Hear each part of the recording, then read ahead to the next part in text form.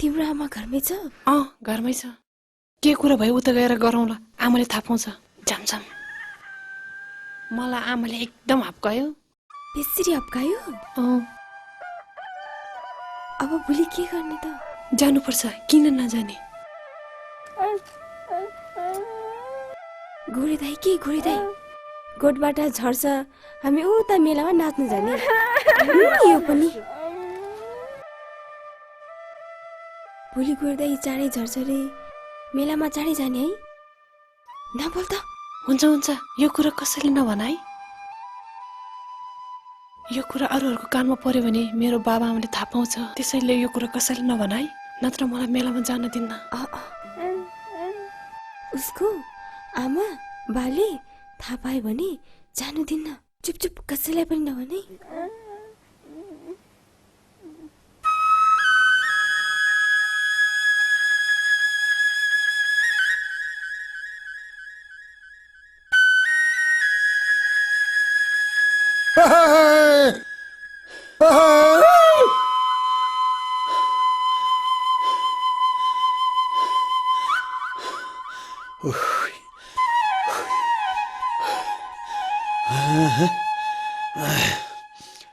बाबु ओइ बेडा बाह्र राम्ररी फर्कायो? सबै फर्कायो। राम्रो भयो बाबु।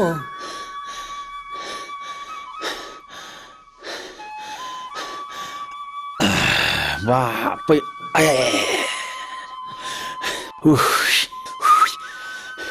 बेसरी दुःख पायो बा।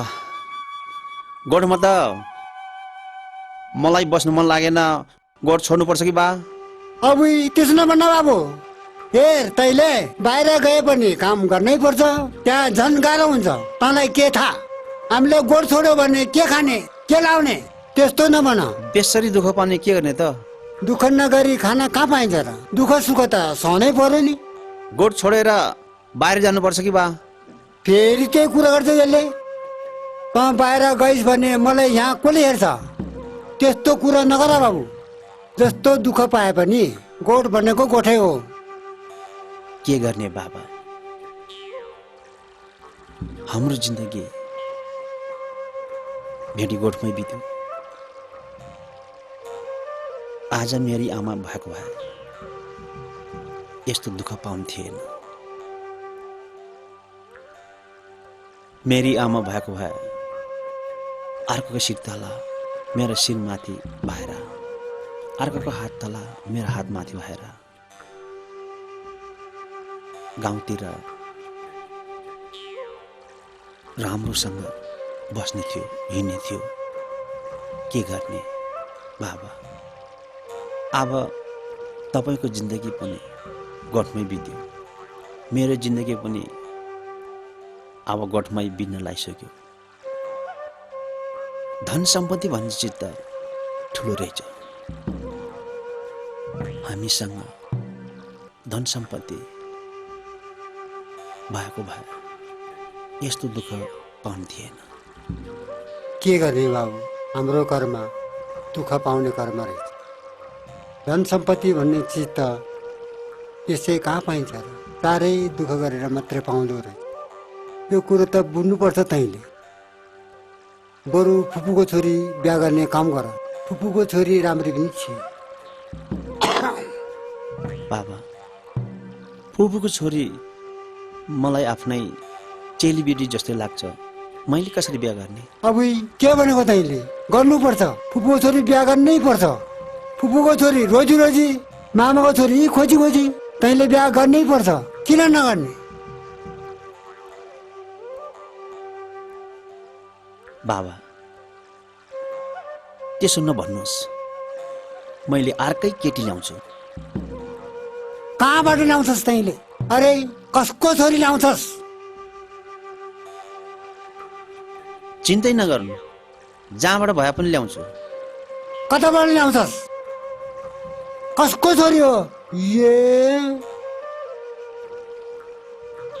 त्यो शेर गाउँको माइला प्रभुको छोरी हो। अब बाबु, के भनेको तैँले? यो त्यो त अर्को सानी हो, ल्याउन पाउँदैन। आफै के भनेको बाबा? मैले ल्याउँछु। अर्काको स्वास्नी भए पनि ल्याउँछु। हाम्रो माया बसेको 2-3 साल भयो। मैले यही ल्याउँछु। मैले मेरै स्वास्नी भएर ल्याएपछि तपाईँले बुहारी भन्नै पर्छ, मान्नै पर्छ। तपाईँ डाँडाको घाम भइसक्यो, खोलाको कुएको ठुटो जस्तो भइसक्यो। अर्को स्वास्नी ल्याए पनि हजुरले माया गर्नुपर्छ, दया गर्नुपर्छ। अनि पो अर्कोले पनि हेर्छ। बुझ्नुभयो? गु ल्याए पनि सानै पर्छ, मुद ल्याए पनि सानै पर्छ। तपाईँले त्यसो भन्न पाउँदैन। ल्याउँछु ल्याउँछु। ओ फुपू, ओइ, नानी घरमै छ? घरमै छ। बेताल्नेहरू जहाँ पनि तिमीहरू पुग्नु पर्छ। ए नानी, बाहिर निस्कि, साथीहरू आइसकेछ। छिटो गएर आइज, फेरि भुसुक्कै हराउला नि मेलामै। फुपू हामी गए है। जा, छोरी कहाँ गयो कि? जात्रा हेर्न जाने रे। जान्छ जता तरै, छोरी गयो भने त्यहीँ होस्। तरै